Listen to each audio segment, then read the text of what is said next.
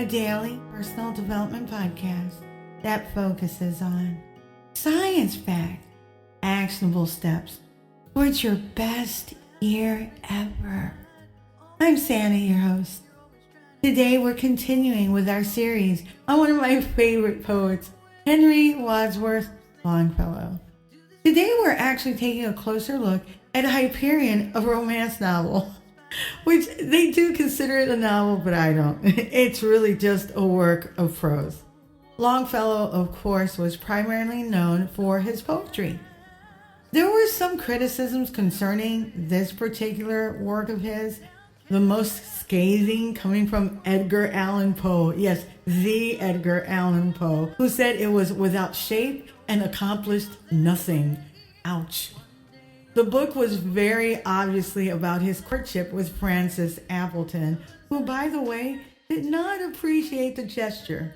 From what I read, it seems like he did not take the time to know what she liked, and she did not find his manner of courtship appealing at all, and actually rejected his initial marriage proposal. When Longfellow began courting Frances Appleton, he was already a well-known literary figure and a widower, having lost his first wife to miscarriage. By the time he met Frances, he published several acclaimed works and was also a professor of modern languages at Harvard University. His fame, however, did not shield him from the complexities of personal relationships.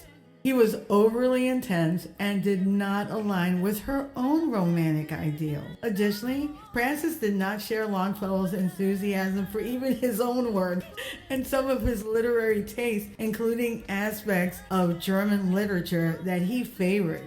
She did not find appealing at all.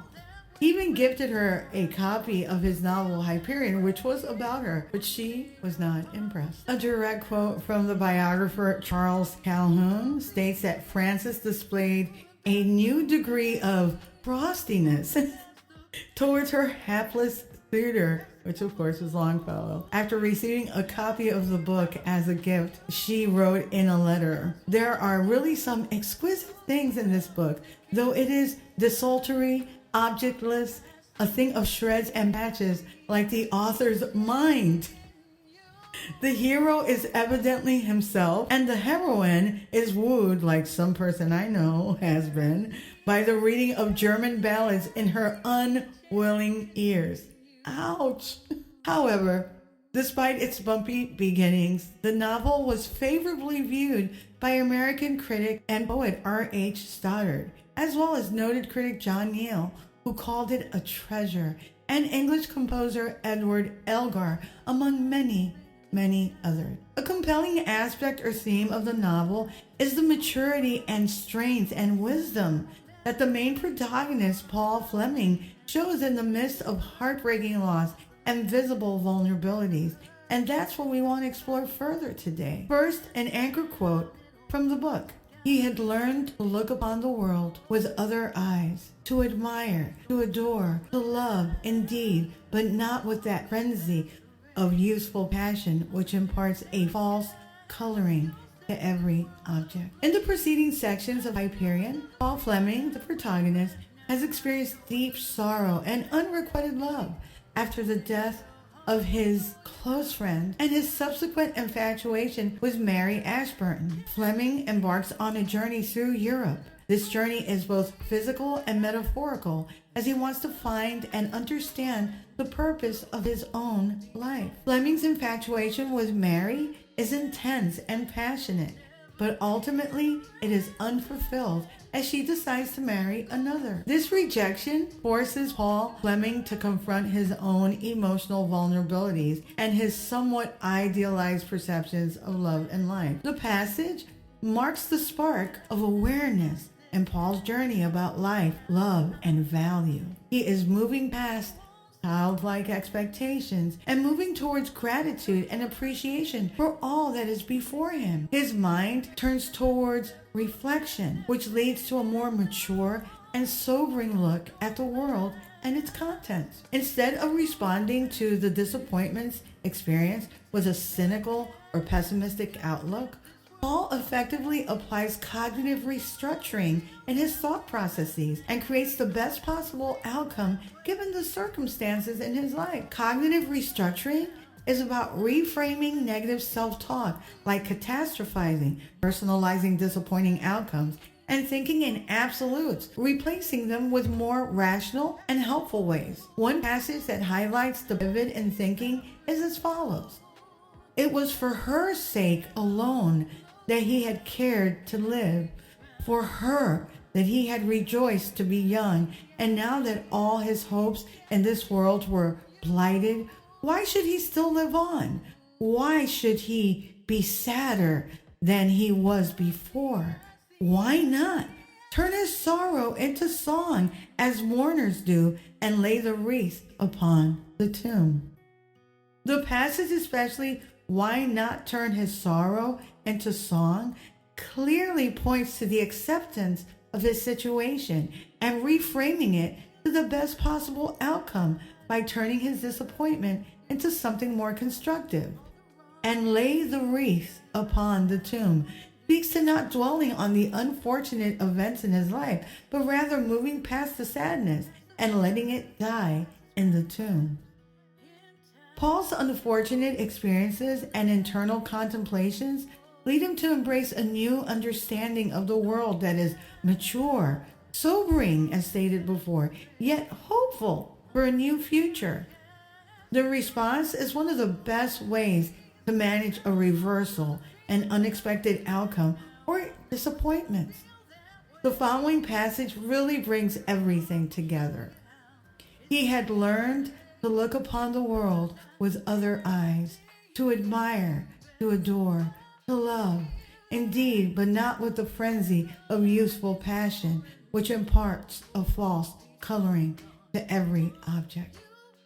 At the end of Hyperion, Paul walks away with a renewed purpose.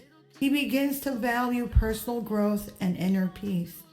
The context of the passage highlights Paul Flmeing's emotional evolution from passionate and somewhat naive youth to a more mature, reflective individual who appreciates the complexities of life and love.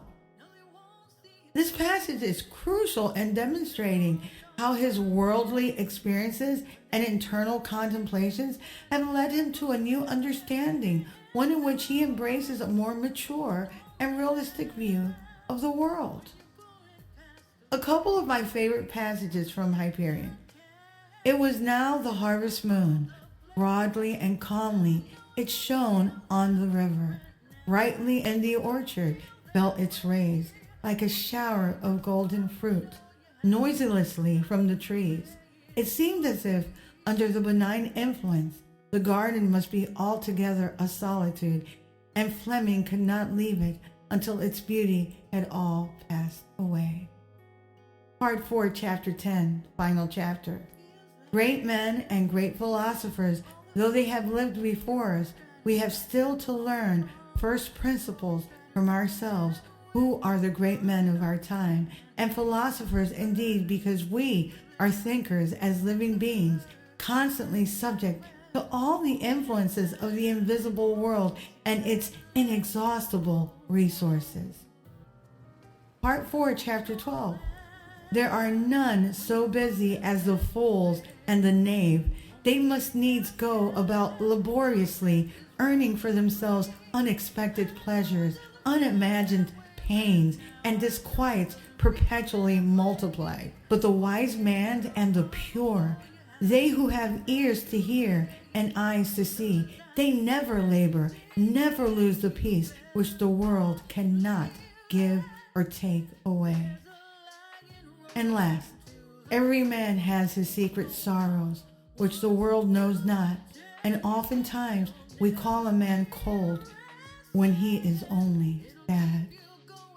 A side note, in case it was not abundantly clear, Hyperion was about Longfellow's courtship of Frances Appleton. However, in real life, the story ended far better. Despite the initial rejection, Longfellow continued to court Frances Appleton, maintaining his correspondence and expressing his feelings through poetry and prose. His persistence eventually paid off, Frances eventually accepted his proposal, and they got married almost 5 years later on July 13th, 1843. They had a wonderful life and lived in Cambridge, and he went on to write some of his most iconic works while married. They remained so until her tragic death in 1861. He never remarried. In closing, as this episode is titled Longfellow on Maturity and Wisdom, I wanted to point out that while maturity and wisdom often go hand in hand, they are not synonymous. Maturity relates to emotional stability and responsible behavior, whereas wisdom encompasses deeper insights, ethical judgment, and broad perspectives. It is entirely possible to be mature without being wise, just as one can be wise in certain respects while lacking maturity in others. Both are valuable traits, but achieving both simultaneously often requires continuous personal growth and reflection. If you like what you're hearing, don't forget to leave a review. You can also read a full transcript of this podcast episode and all 216 podcast episodes and counting on my blog, DoThisFirst.life. You can also subscribe to my YouTube channel at Do This First. And I'm getting closer to 10,000. I'm at, 6,024, I believe. And I'll continue to update that amount on each episode. And thank you. You can also sign up for my new weekly newsletter, which will help you get your week started on a positive note, and updates on coaching, books, merch, and my public speaking engagements as they become available. I also like to include the newest information and research on brain health. Tomorrow, we'll continue with our new 10-part series on poet Henry Wadsworth Longfellow. Till tomorrow. Moving past the rain, moving past the pain, or past the color blue. I see power in you. Past welded down, look around, they can't be found. I see a champion in you.